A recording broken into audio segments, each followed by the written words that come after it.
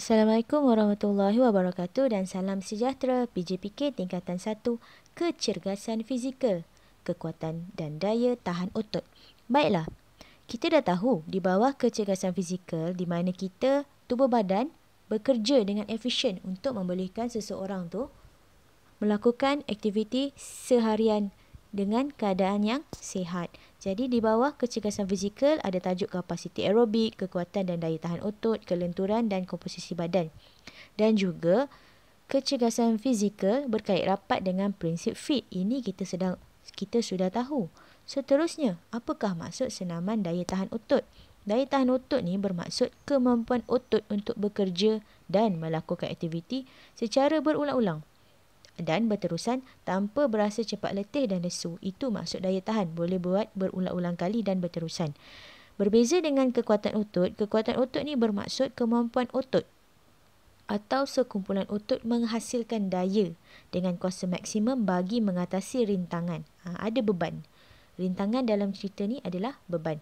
Okey, untuk daya tahan otot dapat ditingkatkan macam mana? Melalui intensiti latihan yang rendah pada ulangan yang banyak.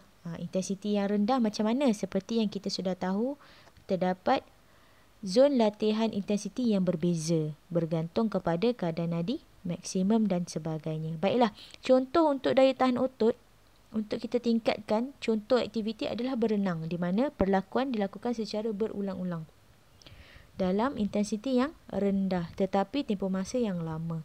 Itu untuk daya tahan otot. Sekarang kekuatan otot pula. Kekuatan otot, rintangan wujud semasa menarik, menolak atau mengangkat sesuatu beban.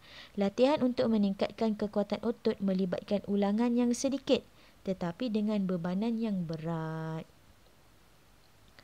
Otot teras. Otot teras ni otot yang terdapat pada bahagian tengah badan.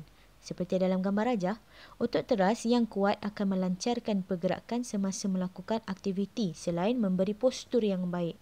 Tak adalah dalam kedudukan postur seseorang tu membungkuk ataupun dalam postur yang apabila berjalan, duduk ataupun baring ataupun apa-apa sekali postur yang dilakukan mendatangkan kesakitan kepada seseorang. Itu menunjukkan postur yang tidak baik. Apabila anda boleh terlibat dalam kesakitan ataupun melibatkan kecederaan. Jadi, contohnya otot teras adalah rectum abdominis, internal oblique, external oblique, transverse abdominis, erectus spinae dan multifidus. Inilah contoh-contoh yang dalam gambar kamu boleh lihat. Baiklah. Aktiviti kembara cergas. Jadi dalam kekuatan dan daya tahan otot ni dicadangkan satu aktiviti yang kita bagi nama kembara cergas di mana permainan ini berkonsepkan kembara kad warna. Macam main dam tu baling dadu. Jadi pada setiap laluan berwarna akan terdapat kad arahan yang perlu dipatuhi oleh murid-murid. Bayangkan dia macam dam yang besar tu. Jadi bila kita main game ni kena sahaja bila kita terlibat dalam kad warna yang dinyatakan, kita perlu lakukan aktiviti yang dicadangkan. Apa aktivitinya? Cara pelaksanaannya dimulakan dengan balingan buah dadu. Setiap petak berwarna mempunyai kad arahan. Ikut arahan yang telah ditetapkan. Contoh yang dicadangkan dalam kembara cergas ni ada 6. Senaman kucing, senaman bangkit tubi, senaman kilas bersama bola serta senaman Superman, senaman plank, senaman bangkit silang. Macam mana ni? Macam senaman kucing ni, cara nak buatnya, cara lakuannya, kena bersedia dalam keadaan merangkak statik dan lentikkan badan, tarik nafas, ulang pelakuan. Macam mana? Tengok. Warna apa tadi? Warna oranye. Ini boleh didapati dalam buku teks lah untuk lebih jelas. Boleh? Bangkit tubi, berbaring dengan kedua tangan silang di dada, lutut difleksi 90 darjah, fleksi badan ke atas, ulang pelakuan. Senaman kilas bersama bola, bersedia dalam keadaan half squat sambil kedua-dua tangan memegang bola segar di sisi bawah pinggang. Ayun bola segera ke arah sisi bertentangan paras atas bahu. Lakukan secara berselang-seli kiri dan kanan. Kalau senaman Superman macam mana? Bersedia dalam keadaan menyarap sambil kedua-dua tangan didepakan lurus, rapatkan kedua-dua kaki secara lurus. Kiraan 1, angkat dua-dua tangan, kepala dan kaki.